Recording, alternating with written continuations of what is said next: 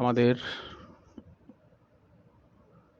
কারক শুরু করেছি আমরা ক্লাসে।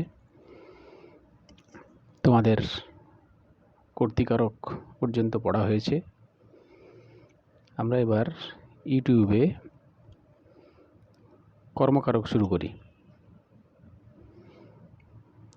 কারক বলতে কি বোঝো তোমরা? ক্রিয়াপদের সঙ্গে বাক্যের অন্যান্য পদের যে প্রত্যক্ষ সম্পর্ক, সেটাই কারক। তাহলে ক্রিয়াপদের সঙ্গে বাক্যের কর্মের সম্পর্ক কর্মকারক।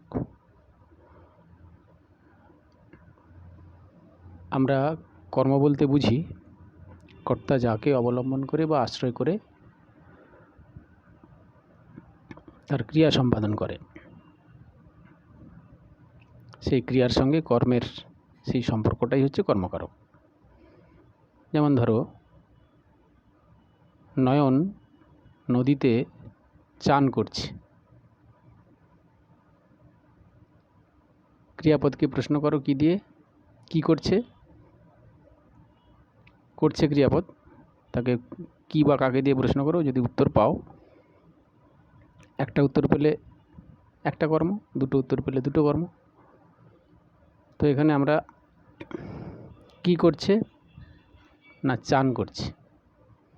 তাহলে চানটা কর্ম, এবং অবশ্যই এই বাক্যে চান হচ্ছে কর্মকারক। আমাদের কর্মকারক পড়তে গিয়ে কতগুলো কর্ম সম্পর্কে সঠিক ধারণা থাকতে হবে। প্রথমত, উদ্দেশ্য কর্ম এবং বিধেয় কর্ম। যখন বাক্যটি দ্বিকর্ম ক্রিয়ার, মানে ক্রিয়ার দুটি কর্ম যদি হয়, তখন দেখা যায় যে একটি কর্মের পরিপূরক হিসেবে আরেকটি কর্ম ব্যবহৃত হচ্ছে।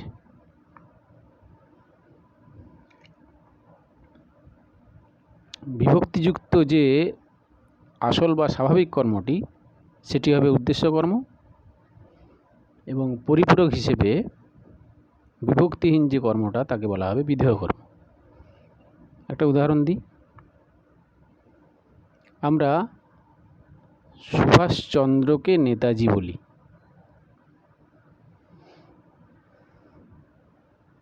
ক্রিয়াপদ কোনটা? বলি। কাকে বলি? সুভাষচন্দ্রকে বলি। কি বলি? নেতাজি বলি। তাহলে সুভাষচন্দ্রকেও কর্ম আর নেতাজিও কর্ম। কি বললাম? বিভক্তিযুক্ত আসল কর্মটি হচ্ছে উদ্দেশ্য কর্ম। তাহলে সুভাষচন্দ্রকে, এই যে কে বিভক্তি যোগ আছে, এটা হচ্ছে উদ্দেশ্য কর্ম। আর যেটির সঙ্গে বিভক্তি নেই, মানে বিভক্তি নেই বললে ভুল হবে, শূন্য বিভক্তি আছে কিন্তু দৃশ্যত কোনো বিভক্তি নেই, সেটা হবে নেতাজি, সেটা হবে বিধেয় কর্ম। বোঝা গেল?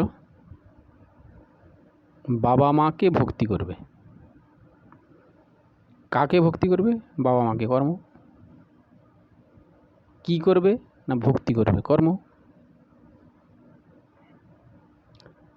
দেখো, বাবা মার সঙ্গে কে বিভক্তি যোগ আছে, অতএব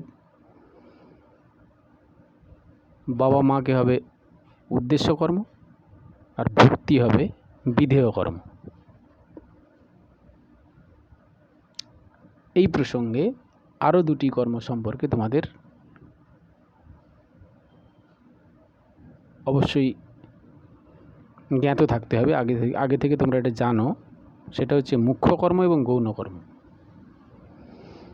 ঠিক এই একই ধরনের বাক্য, দ্বিকর্ম ক্রিয়া, ক্রিয়ার দুটি কর্ম থাকবে।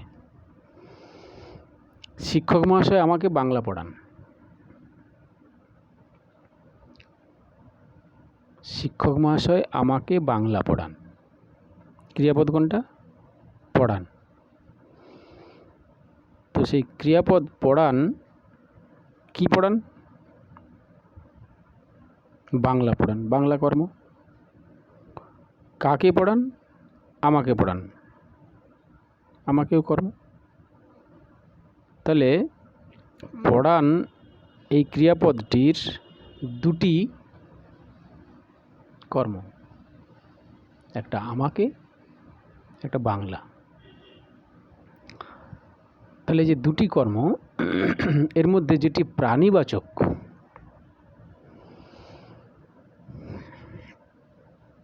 সেই প্রাণীবাচক এবং বিভক্তিযুক্ত প্রাণীবাচক কর্মটি হলো গৌণ কর্ম। আর বিভক্তিহীন অপ্রাণীবাচক কর্ম কোনটা? না বাংলা অ্যাবস্ট্রাক্ট জড় পদার্থ, এইটা হবে মুখ্য কর্ম। তাহলে অপ্রাণীবাচক বিভক্তিহীন কর্মটি হচ্ছে মুখ্য কর্ম, আর প্রাণীবাচক বিভক্তিযুক্ত কর্মটি হচ্ছে গৌণ কর্ম। তাহলে এই 4 ধরনের কর্ম, উদ্দেশ্য কর্ম, বিধেয় কর্ম, মুখ্য কর্ম, গৌণ কর্ম, এই সম্পর্কে আমাদের একটা ধারণা তৈরি হলো। এবারে কর্মকারক কত রকমের হয়, কতগুলো উদাহরণ দিলে তোমরা বুঝবে। যেমন সমধাতুজ কর্ম, যেখানে ক্রিয়াপদ এবং কর্ম দুটি শব্দই একই ধাতু থেকে জাত হয়েছে, সৃষ্টি হয়েছে। আমি এক ঘুম ঘুমালাম, ঘুমালাম ক্রিয়াপদ, কি ঘুমালাম? না এক ঘুম কর্ম। তাহলে ঘুম এই ধাতু থেকে সৃষ্টি হলো ঘুমালাম ক্রিয়াপদ এবং ঘুম কর্ম। এ দুটোই একই ধাতু থেকে, ঘুম ধাতু থেকে সৃষ্টি হলো বলে ঘুম এই কর্মটিকে বলা হবে সমধাতুজ কর্ম। মেয়েটি কি গানই না গাইল, গা এই ধাতু থেকে গাইল এই ক্রিয়াপদটি তৈরি হয়েছে, আর কি গাইল? না গান কর্ম, একই ধাতু থেকে তৈরি হলো। তাহলে গান যে ধাতু থেকে তৈরি হলো, গাইল ক্রিয়াপদটা সেই ধাতু থেকে তৈরি হলো। গান কর্ম যে ধাতু থেকে তৈরি হলো, গাইল ক্রিয়াপদও সেই ধাতু থেকে তৈরি হলো। তাই গান হচ্ছে সমধাতুজ কর্ম, ঘুম হচ্ছে সমধাতুজ কর্ম, দুটি বাক্যে, পরপর দুটি বাক্যে। আবার একটা ধরো কর্মের উদাহরণ, কর্মকারকের উদাহরণ। কর্মকর্তৃবাচ্যের কর্ম। অনেক সময় কোনো বাক্যে কর্তা অনুপস্থিত থাকে, সেখানে ওই বাক্যের কর্মটাই কর্তার মতো আচরণ করে, বা কর্তার মতো ভূমিকা নিয়ে তার ক্রিয়া সম্পাদন করে, তখন তাকে বলা হবে কর্মকর্তৃবাচ্যের কর্ম। পাড়ায় পাড়ায় শাঁখ বেজে ওঠে, পাড়ায় পাড়ায় শাঁখ বেজে ওঠে। শাঁখ একা বাজে না, শাঁখ কেউ বাজায়, শাঁখটা কর্ম। কিন্তু এখানে সে যেন নিজেই বেজে উঠছে, কর্তার মতো আচরণ করছে। উৎসবে থেকে থেকে গান বেজে ওঠে, এই যে গান কর্ম, কিন্তু কর্তার মতো আচরণ করছে, এই জন্য একে বলা হবে কর্মকর্তৃবাচ্যের কর্ম।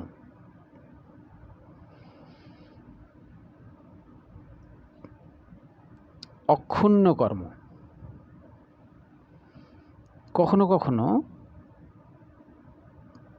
দ্বিকর্মক্রিয়ার, মানে কোনো বাক্যে দুটো কর্ম আছে, এরকম কোনো বাক্য যদি তাকে বাচ্য পরিবর্তন করা হয়, তোমরা বাচ্য পরিবর্তন এখনও পড়োনি,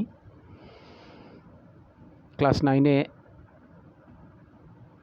ভয়েস পড়েছে ইংরেজিতে, অ্যাক্টিভ ভয়েস থেকে প্যাসিভ ভয়েস, তোমাদের ক্লাসে আগে বলেছি। অ্যাক্টিভ ভয়েসের বাংলা হচ্ছে কর্তৃবাচ্য, প্যাসিভ ভয়েসের বাংলা হচ্ছে কর্মবাচ্য।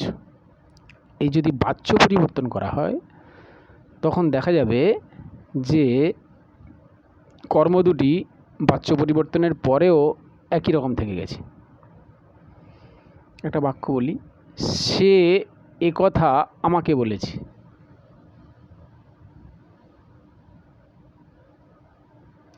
কি বলেছে? এ কথা। কাকে বলেছে? আমাকে বলেছে। দুটি কর্ম। যদি এটা বাচ্য পরিবর্তন করো, কি লিখব? না, তার এ কথা আমাকে বলা হয়েছে। দেখো, এ কথা আমাকে কর্তৃবাচ্যেও ছিল একই রকম, কর্মবাচ্যেও থেকে গেল একই রকম। সে এ কথা আমাকে বলেছে, কর্মবাচ্যে সেটা হয়ে গেল তার এ কথা আমাকে বলা হয়েছে। তার মানে দুটো কর্মই বাচ্য পরিবর্তনের পরে একই থেকে গেল। এই জন্য একে বলা হচ্ছে অক্ষুণ্ণ কর্ম। উহ্য কর্ম। অনেক সময় বাক্যে কর্ম আছে কিন্তু তার অর্থ খুব স্পষ্টভাবে বোঝা যাচ্ছে না, বিদ্যমান আছে কিন্তু উহ্য আছে। যেমন ধরো, ছাত্ররা আজ পড়বে না। কি পড়বে না? উত্তর আছে, আমরা জানি, বই পড়বে না, কিন্তু সেটা নেই, কিন্তু কর্মটা আছে, এটা বোঝা যাচ্ছে। সীমা এখনো খায়নি। কি খায়নি? হয় জল খাবার খায়নি, ভাত খায়নি, কিছু একটা খায়নি, আছে ওর মধ্যে, কিন্তু অনুক্ত আছে, উহ্য আছে। এই জন্য এটাকে আমরা বলবো উহ্য কর্ম বা অনুক্ত কর্ম।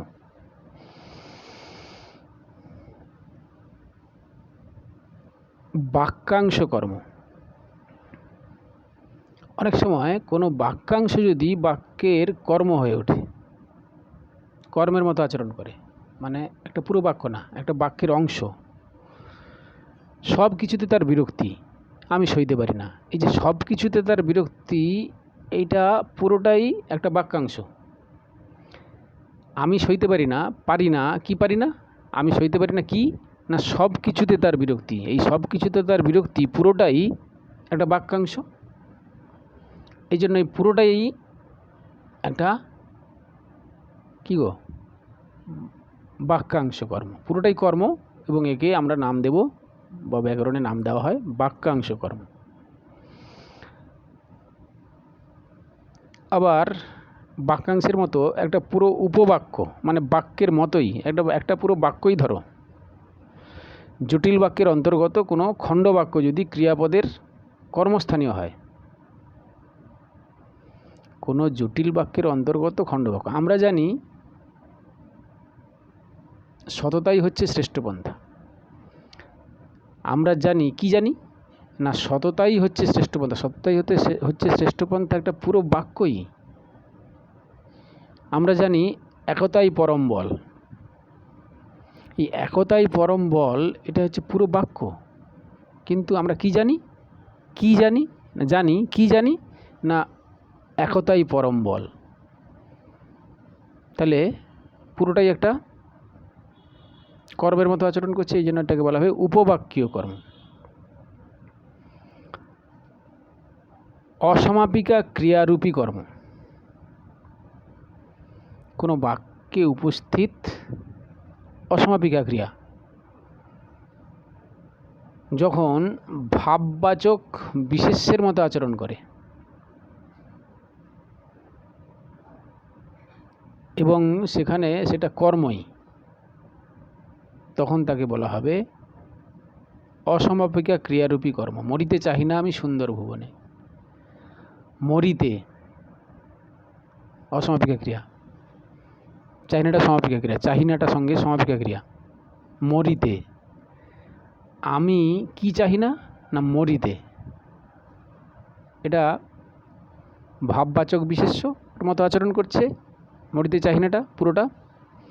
আর মরিতেটা অসমাপিকা ক্রিয়া।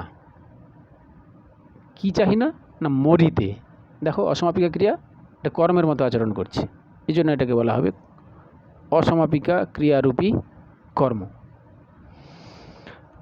আরেকটা আছে, কোনো বাক্যে একই কর্ম পুনরাবৃত্ত হলে দুবার, তাকে কর্মের বিপসা বলা হয়। জনে জনে ডেকে আনো, জনে জনে ডেকে আনো, ডেকে কি, ডেকে আনো কি, আনো কি না জনে জনে। জনেটা কর্ম, দুবার উচ্চারণ করলাম জনে জনে, কেন? ওটা ওর উপরে একটা গুরুত্ব প্রকাশ করার জন্য। যা যা বলেছি করেছো তো, এই যে যা যা করেছো তো কি না যা যা, এই যা যাটা হলো কর্মের মতো আচরণ করছে এবং দুবার, যাটা দুবার উচ্চারণের মধ্য দিয়ে সেটা কর্মের মতো আচরণ করছে। তাহলে কি কি পড়লাম আমরা? সমধাতুজ কর্ম,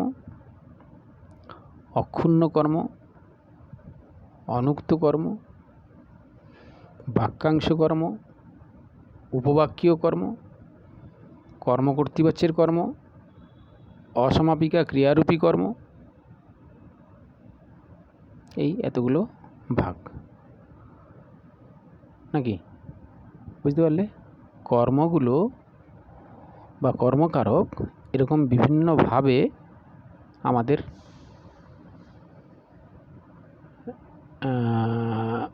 উদাহরণ হিসেবে আমাদের সামনে আসবে, কিন্তু আমাদের মনে রাখতে হবে যে বাক্যের কর্মটা আমরা চিনব কী করে?